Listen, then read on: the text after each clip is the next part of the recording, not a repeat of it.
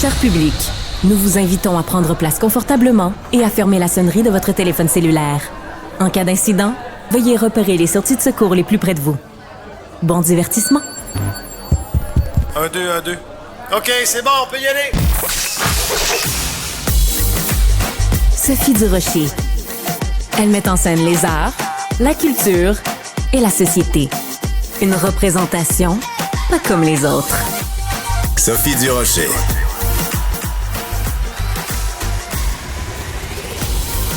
Bonjour tout le monde, très contente de vous retrouver en ce vendredi, une semaine complètement folle, un retour au travail après 2 semaines de vacances et de congés complètement échevelé.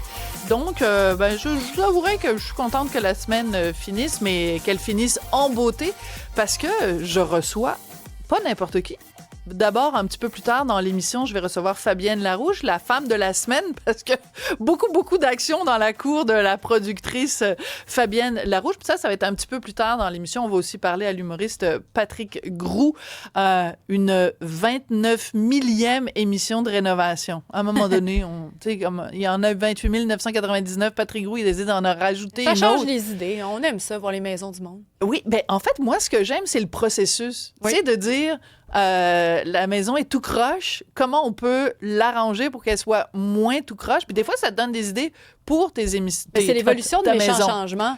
Tu sais, moi, quand j'étais plus jeune, il y en a beaucoup qui écoutaient ça. Là, on en veut encore. Là, c'est les maisons qui changent. Bonjour, Cybèle Olivier. Ben oui, salut. Ben oui, elle est là, puis elle parle, puis je l'ai même pas présentée. Qu'est-ce que c'est ça, cette permise. affaire-là? Et on salue évidemment Hugo Veilleux, qui est journaliste à la recherche, qui est avec nous en régie, et Jean-Philippe Leroux aussi, qui fait partie de l'équipe.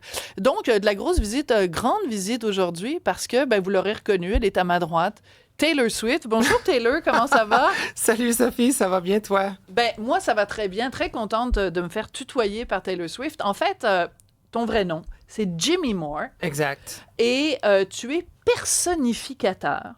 Et tu connais un succès énorme depuis plusieurs mois maintenant en faisant Taylor Swift. Avant ça, tu as fait Madonna, tu as fait Lady Gaga, tu as fait Michael Jackson, tu as fait Céline Dion, tu les as tous faits. C'est quoi la différence entre un personnificateur, toi, tu es un homme qui s'habille en femme, donc tu es aussi... Il y a un côté drague. Donc, drague, personnificateur, sosie, imitateur. Comment on se dépatouille dans tout ça, Jimmy? Moi, ce que je fais, c'est vraiment de l'art au niveau de la personnification. Donc, D'accord. Je suis pas là pour amener ma touche d'originalité. Je suis pas là pour, exemple, faire une chanson de Taylor Swift habillée en vert avec des cheveux jaune-orange. OK. Je suis vraiment T'es pas là pour te moquer d'elle ou c'est pas une parodie puis tout ça? On n'est pas du tout dans l'exagération de la femme. D'accord. C'est vraiment dans l'hommage pur et simple et le plus étudié possible. Je compare un peu mon travail, je sais pas si tu te souviens du film La vie en rose avec Marion Cotillard. Absolument. Dans ce type d'approche-là. Donc, vraiment... Donc, Marion Cotillard qui personnifiait évidemment Édith Piaf et elle était transformée physiquement. Là, il lui avait comme rasé l'avant du front. Et donc, tu regardais ça et tu disais, mon Dieu, c'est Édith Piaf. Ouais. Donc, quand tu dis un hommage, puis quand tu dis que c'est étudié, tu veux dire quoi? Tu as passé combien d'heures à observer Taylor Swift pour vraiment lui rendre hommage? Ben, on peut... c'est difficile de donner un chiffre précis D'accord. à ces heures de travail-là, mais on peut facilement lancer 150 heures d'études de la démarche, la façon dont elle bouge ses mains. Comment elle bouge ses mains, Taylor? Ben, c'est vraiment vaporeux, c'est très... c'est très gentil, c'est pas très agressif non plus. Oui. Puis elle a une démarche à la limite très féline. Donc c'est très intéressant. au niveau de la démarche aussi, la façon dont elle bouge avec ses robes, ses costumes.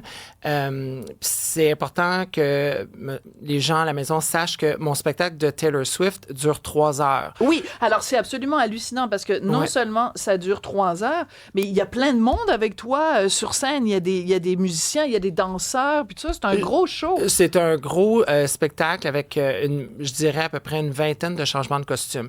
Les gens qui ont vu le spectacle de Taylor il n'y a pas longtemps, soit à Toronto, ben, c'est vraiment une réplique du spectacle avec... Tu fais les chansons dans le même ordre?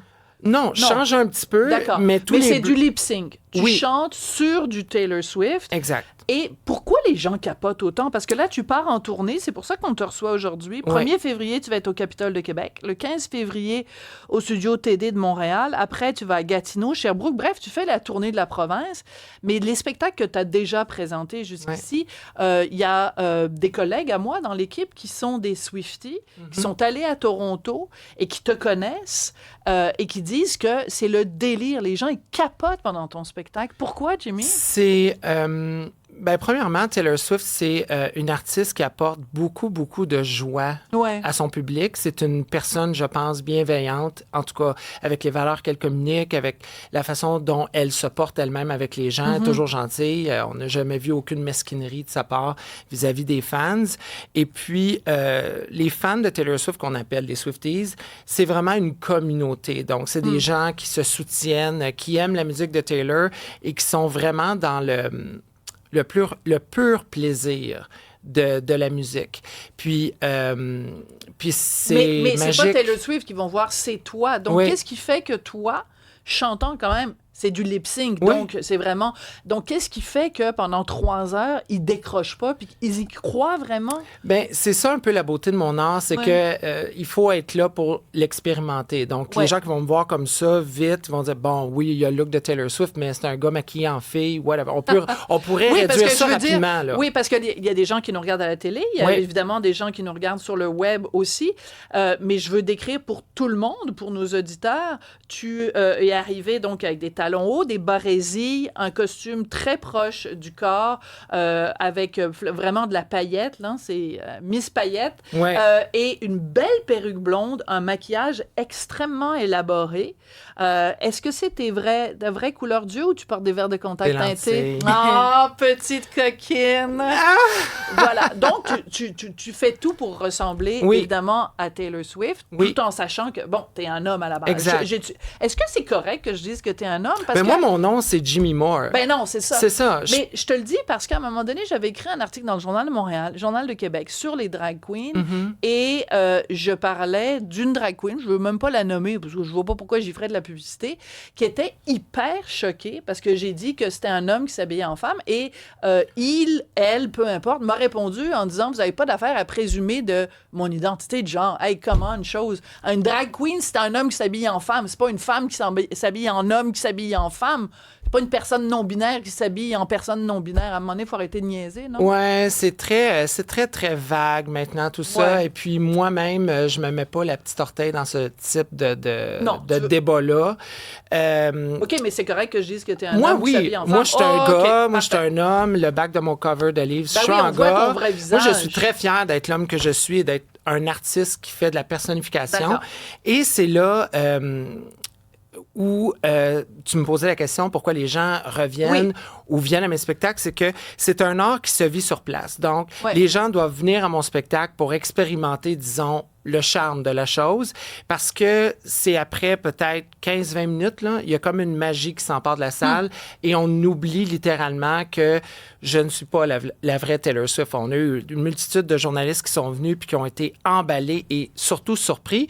Et moi-même, je me mets beaucoup de pression parce que je me dis tout le temps, il peut y avoir quelqu'un dans la salle qui part avec l'idée, ça va voir un gars qui est habillé en fille, lip-sync, on pense péjorativement, mais ce qui arrive, c'est que même moi, durant la pandémie ou juste un peu avant, je m'étais dit, être personnificateur, parce que je suis le seul au pays à ne faire que ça, je me suis dit, moi aussi, je vais devenir drague, je vais essayer d'extrapoler les couleurs puis ça, puis c'était tellement contre ma nature artistique que je me suis dit, j'aime mieux être tout seul dans mon coin puis faire ce que je fais et croire à mon art que d'essayer d'embarquer dans la mode, parce que c'est une mode. Puis à une certaine époque, les drag queens, les personnificateurs féminins, j'en parle un peu dans mon livre, c'était deux planètes complètement différentes.